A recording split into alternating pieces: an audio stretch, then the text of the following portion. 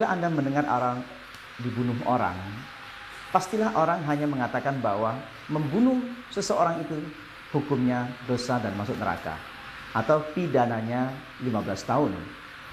Itu bagi ahli hukum yang berkata seperti itu. Tapi bagi ahli atau psikiater akan mengamati kenapa sih orang membunuh orang.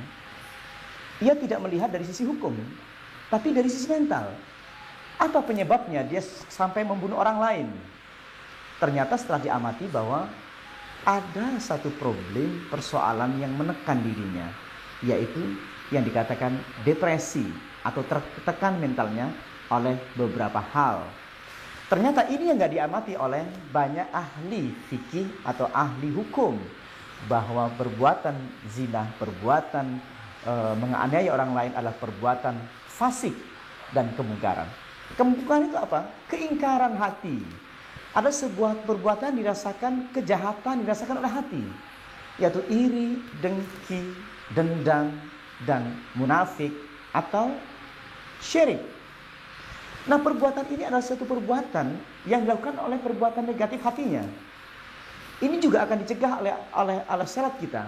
Ternyata di situ juga ada satu problem mental yang harus kita benahi, bahwa ternyata kesimpulannya kenapa orang membunuh orang, kenapa dia korupsi, kenapa dia berbuat yang tidak baik, ternyata akibat dari stres.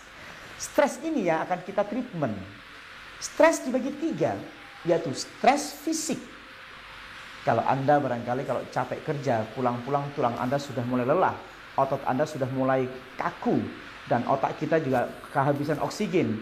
Dan ketika kita habis oksigen, misalkan sore hari, ketika orang habis oksigen, maka menyebabkan tubuh kita menjadi lelah, tubuh kita juga tidak bisa tenang dan seterusnya. Bahkan emosi kita akan sangat mudah dibandingkan kita waktu masih pagi.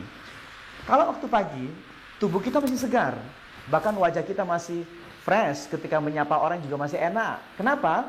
Karena otak kita, oksigen di dalam otak kita yang dibutuhkan ternyata 20% masih segar, masih ada. Dan kita habis tidur malam pun tubuh kita, metabolisme kita juga sudah mulai nyaman. Sehingga apa? Ketika pagi kita masih bisa semangat, sehingga disapa orang masih Assalamualaikum, Assalamualaikum, masih nyaman menyapanya. Wajah kita masih wajah asyik.